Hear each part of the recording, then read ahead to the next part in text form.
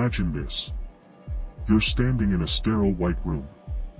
There are no clocks, no windows, just the quiet hum of something mechanical pulsing behind the walls. You aren't imprisoned. You're comfortable. Your clothes are soft, your belly is full, and a gentle voice from nowhere asks if you'd like to be entertained, distracted, or sedated. You choose all three. A headset descends from the ceiling like a crown of light. It tells you stories, feeds you sensations, wraps your nerves in stimulation so immersive it makes the real world feel obsolete. Time vanishes. Hunger becomes abstract. And slowly, without violence or chains, you disappear. Not your body. Your mind. Your agency. Your capacity for resistance. And here's the twisted part, you asked for it. Once upon a time, control came with boots and batons. Dictators shouted. Churches punished. Empires enslaved. Freedom was a fight, a visible enemy, a clear cost. But what if tyranny no longer needed to shout? What if the next form of control smiled at you, offered you pleasure, and called it choice? What if the oppressor didn't chain your body, but lulled your spirit into surrender? Would you recognize the cage? Or would you decorate it, subscribe to it, even beg for more? That's the paradox Aldous Huxley warned about nearly a century ago. Not with fanfare. Not with revolution. But with whispers. With sedation disguised as satisfaction. With truth buried not under censorship, but under irrelevance. In Brave New World, Huxley didn't just predict a dystopia. He outlined a psychological prophecy, a world where human beings wouldn't need to be forced into compliance. Because they'd be too entertained to care. Now look around. You carry a device that knows more about you than your closest friend. It tells you what to watch, what to think, who to hate, and when to rest. And you obey, not from fear, but from comfort. You scroll, not because you're curious, but because you're afraid of stillness. You seek stimulation, not because you're alive, but because you're numb. This isn't Orwell's future of suppression. This is Huxley's nightmare of indulgence. And here's the chilling question, what if pleasure is the new prison? What if we're not losing ourselves through oppression, but through overstimulation? What if the enemy of truth isn't brutality, but convenience? What if meaning has drowned not in silence, but in noise? We are flooded with choices, yet starving for direction. Drenched in knowledge, yet parched for wisdom. Connected to everyone, yet alienated from ourselves. And yet, we feel free. Free to binge, to buy, to scroll, to believe whatever makes us feel good in the moment. But is that freedom? Or just a more elegant form of slavery? Ask yourself, when was the last time you sat in silence, without reaching for a screen? When did discomfort last guide you instead of being medicated, swiped away, or filtered? Do you really think your thoughts are your own, or are they echoes of algorithms optimized for dopamine? Do you love what you love? Or have you just been trained to crave what keeps you distracted? This isn't paranoia. This is prophecy. And it's already unfolding. Huxley once said, people will come to love their oppression, to adore the technologies that undo their capacities to think. It wasn't a warning, it was a mirror.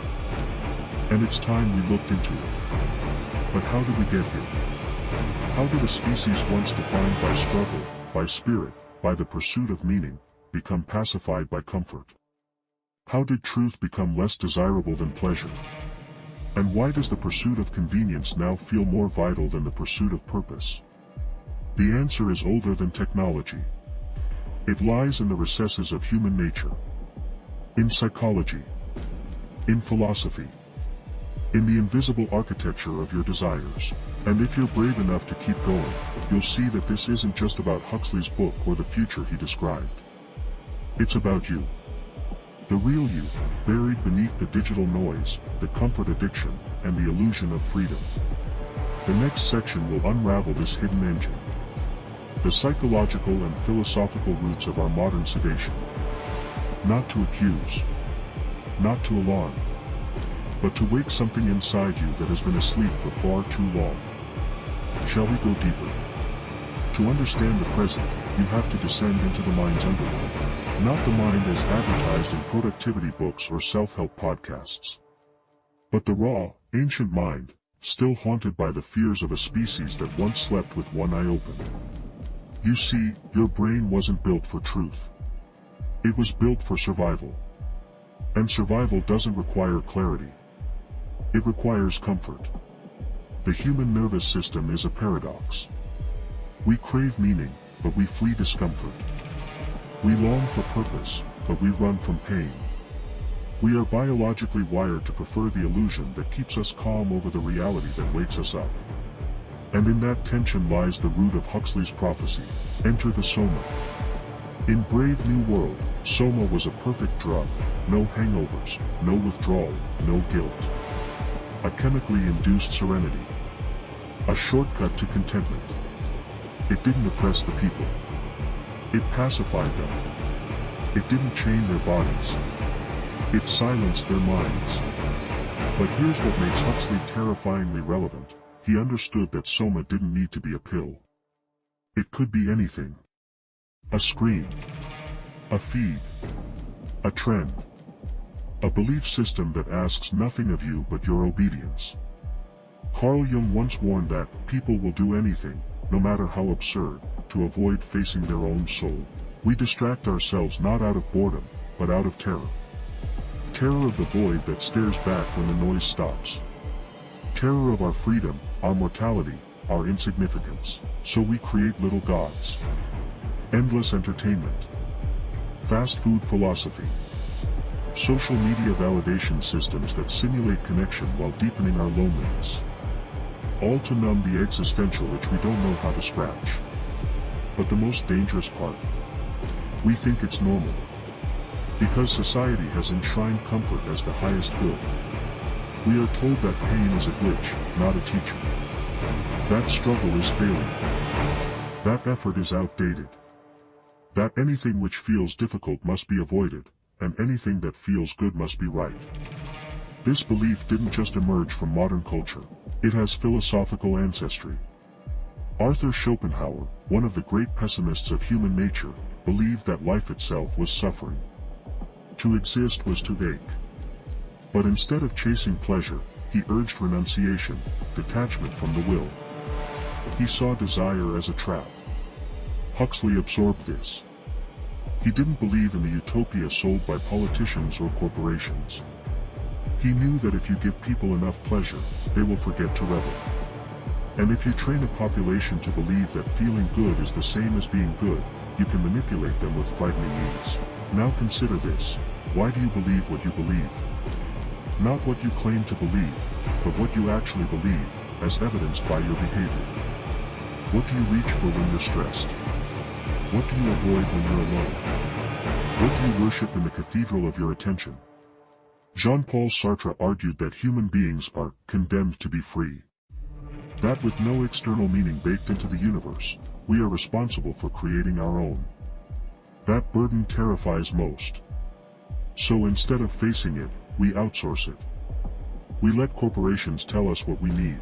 We let algorithms tell us what we like. We let ideologies tell us who to hate. We escape into curated identities, never questioning who benefits from our obedience. And in that obedience, camouflaged as choice, we surrender our depth for convenience. Think of your emotional compass. When you feel discomfort, your instinct is to escape. But what if discomfort is the signal, not of danger, but of growth? What if the feelings you distrust are actually the ones you should lean into? What if the voice of your higher self isn't a shout, but a whisper you drown beneath constant stimulation? This isn't about rejecting emotion. It's about seeing through the manipulation of your emotional instincts by systems that profit from your docility. You were not born to be constantly entertained. You were not built to be endlessly pacified. You were wired to struggle toward meaning. And therein lies the betrayal. Because the modern world, in its effort to remove suffering, has also removed the very friction necessary for transcendence. Aldous Huxley once said, The real hopeless victims of mental illness are to be found among those who appear to be most normal. Why? Because normality, in a society gone mad, is not health, it's complicity. And today, what we call sanity is often just successful adaptation to a system designed to distract us from ourselves. You've inherited this system. Not by choice, but by birth. You've been trained to self-soothe with dopamine. To equate stimulation with happiness. To trust feelings that have been hijacked by a marketplace of attention. And in doing so, you may have traded your capacity for self-authorship, for the seduction of ease. But here's the haunting part. If your emotions are compromised, if your desires are manipulated, if your mind is conditioned to seek pleasure over truth, how can you be free? Not politically. Not socially. Existentially. The answer lies not in rebellion of the fist, but in rebellion of the soul. But before that rebellion can begin, you must see the cost of this hidden seduction. The unseen consequences. Because what we've normalized is not neutral. It's corrosive. It is shaping not only what we think, but who we become. And if you're ready to face that mirror, the next chapter will take you deeper. It will show you how this silent surrender affects your identity, your relationships, and the world you live in. Not with force, but with invisible control disguised as choice. Are you ready to see what happens when we love our chains? You wake up. Not from sleep, but from sedation. Not the sedation of drugs or dreams, but something far subtler. The sedation of meaninglessness cloaked in routine. Of distractions mistaken for desires. The sedation of a life carefully crafted to feel full, while remaining hollow at the core. And the most disturbing part. You don't remember choosing this. Because you didn't. Not really. You inherited it. Absorbed it. Became it. And now, like most around you, you live inside an invisible architecture of influence. One that guides your every thought, every impulse, every hesitation, without your awareness. This is the world Huxley feared. Not a world where books are burned, but where no one cares to read them. Not a world of censorship, but of apathy. Not a dictatorship of violence, but a dictatorship of pleasure. And the cost? You don't just lose your freedom. You lose yourself. Let's talk about the brain. There's a part of it, your dopaminergic system, that evolved to reward survival behaviors, eating, exploring, mating. It's ancient. Primitive. Simple. In the past, that reward system helped our ancestors persist through hardship. Today, it's been hijacked. By infinite scrolls. By algorithmically engineered likes. By hyperpalatable foods. By attention economies that have learned how to weaponize your biology against you. You are not choosing your habits as freely as you think. You are being trained, and when every ping of pleasure rewires your neurons to crave ease, the very muscles of your mind, focus, patience, critical thinking, begin to atrophy. The result is not just distraction. It's devolution. Now ask yourself, why does depth feel harder than ever? Why does silence feel threatening? Why does stillness feel like drowning? Because you've been conditioned to fear the interior. Because introspection doesn't sell. Because reflection doesn't scale. So we replace it with noise. We binge TV to escape our own narrative. We scroll endlessly to avoid asking better questions. We seek constant stimulation, not because we're curious, but because we're numb.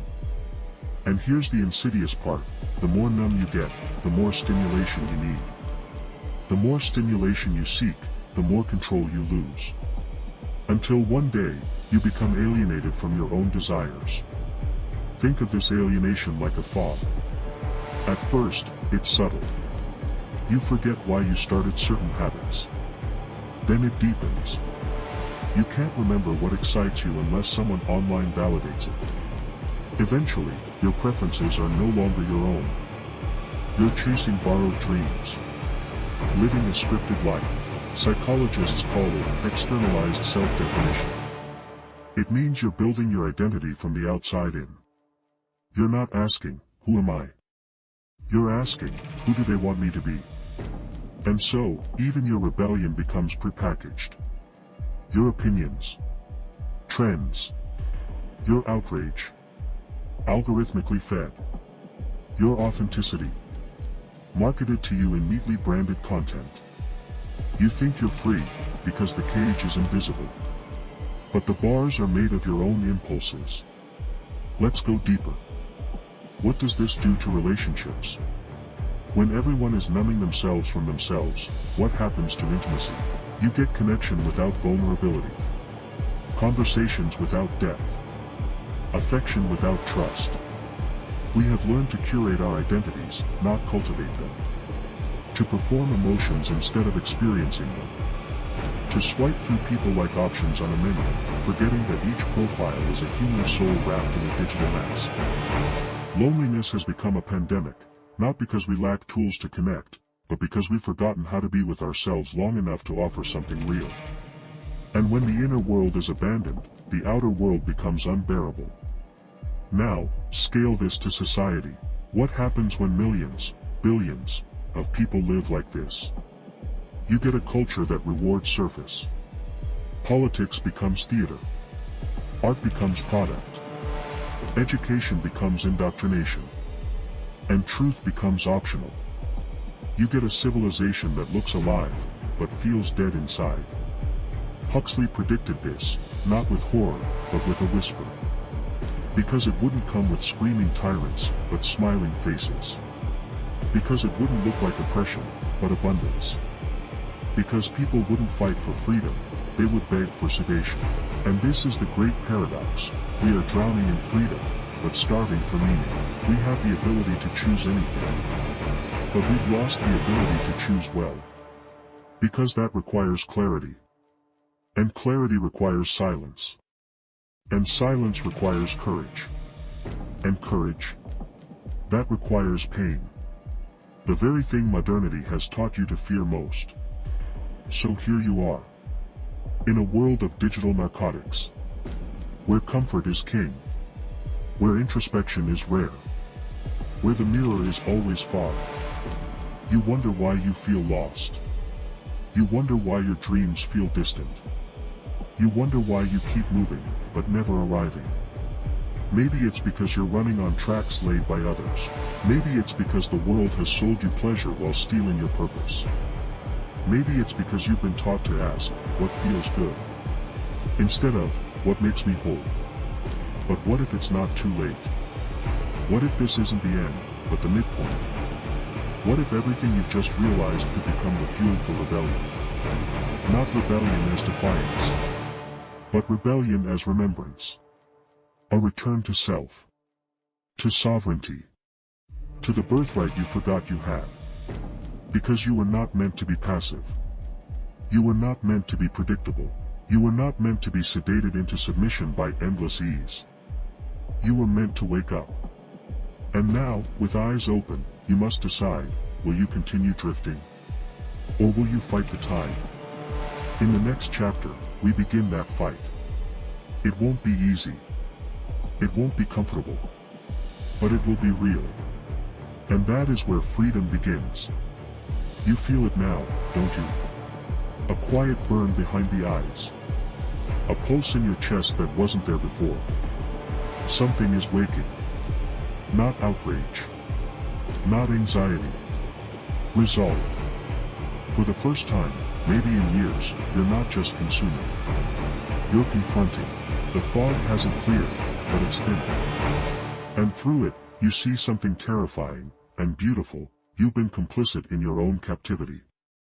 But that means you can also be the architect of your escape. Because here's the secret most will never tell you, you were never powerless. You were just disoriented. It starts with one decision. Not a grand declaration. Not some social media purge or digital monasticism. Something smaller. You choose, in a single moment, to be present. Not to react. Not to distract. But to feel, without fleeing. And in that moment, you reclaim something sacred. your attention. In a world where your attention is the most profitable commodity, to direct it freely is the ultimate act of rebellion. And from that tiny rupture in the routine, the question erupts like wildfire. What else have I given away without knowing it? Let's talk about your mind.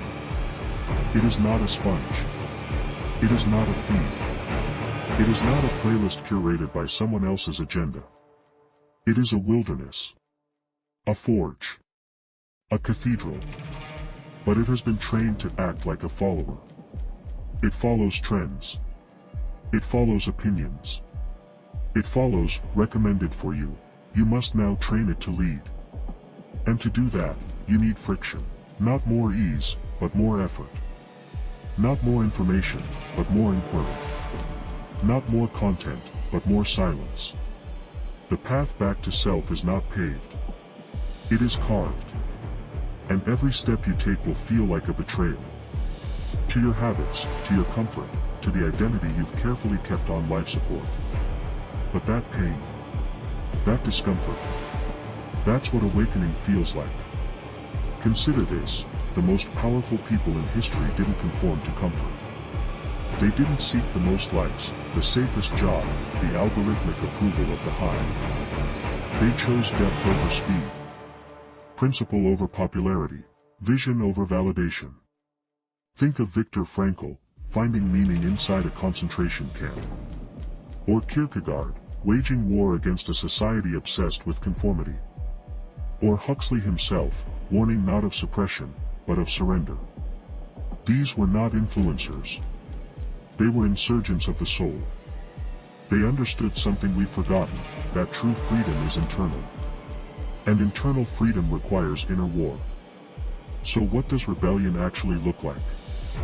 Not in slogans. Not in aesthetics. But in practice. It looks like choosing boredom over stimulation, because boredom births creativity. It looks like reading entire books, while the world reads headlines.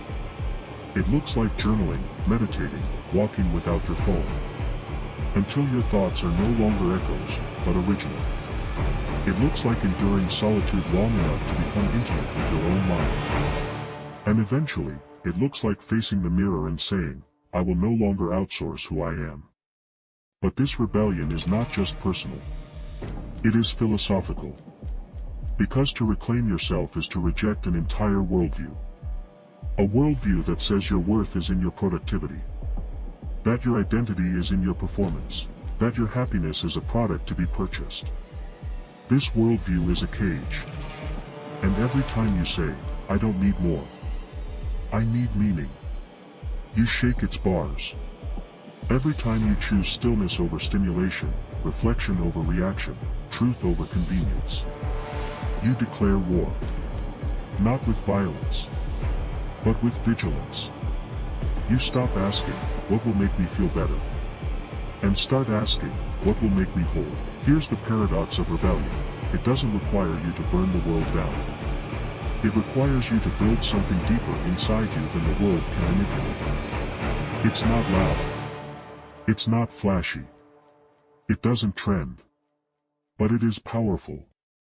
Because once you know how to suffer with purpose, you become immune to the world's distractions. Once you know how to think in solitude, you become unshakable in chaos.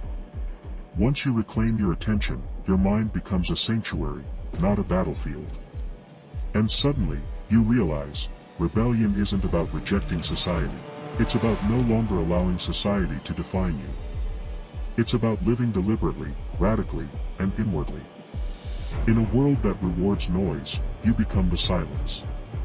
In a world that commodifies identity, you become unviable. In a world that feeds you illusions, you choose reality. No matter how raw, how painful, how uncertain. Because you've learned the truth, there is no algorithm for meaning.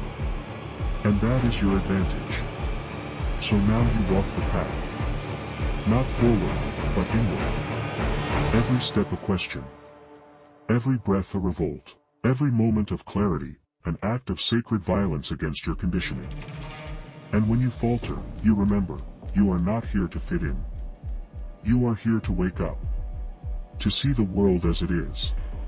To feel life as it is. To become, finally, undeniably, yourself. But this is not the end. This is the threshold. Because there is still one truth left. The final piece. The ultimate realization. The one that redefines everything. And once you see it, there's no going back. You've made it this far. But you feel it, don't you? Something lingering just beyond the edges of language. A question that has haunted every word up to this point. A sensation not of arrival, but of impending revelation. You've untangled the distractions. You've broken through the illusions. You've stood at the center of your own psychological storm and survived. Now comes the final confrontation. Not with the world. Not with the system. Not even with the lie. But with yourself. Here is the ultimate truth. The one you've sensed but never dared to name. You were never asleep. You were pretending. You weren't hypnotized by entertainment, addicted to ease, buried in busyness because you didn't know better. You chose it. Not because you are weak, but because you are terrified. Terrified of what would be left if you stripped everything away. Terrified that without the noise, the roles, the validations, you might look inside and find nothing. This is the secret no one tells you. Your greatest fear isn't death. It's emptiness. And in that emptiness, there is a silence so vast, so complete, so divine, that to enter it is to risk annihilating everything you thought you were. This is what Aldous Huxley tried to warn us about. Not that the world would oppress you, but that it would entertain you into extinction. That you would choose comfort over consciousness, that you would exchange your essence for stimulation. And worst of all, that you would come to love your prison. But here's the twist. The paradox. The very emptiness you fear is the birthplace of everything you seek. Because beneath the noise, beneath the narrative, beneath the self, there is no void. There is you. Not the idea of you. Not the curated you. But the still, watchful awareness behind all thought. Pure. Present. Unchanging. It is not found in books or philosophies, not even in rebellion. It is found when all seeking dissolves. When you are no longer trying to become, and simply are. So let's tear down the last illusion. The idea that you must find meaning. As if it's some artifact buried in the past or some treasure waiting in your future. Meaning is not something you discover. It is something you decide. It is a radical act of authorship. A defiant stand in a meaningless cosmos, saying, I will give this moment purpose. I will give this life weight. You do not need permission. You do not need proof.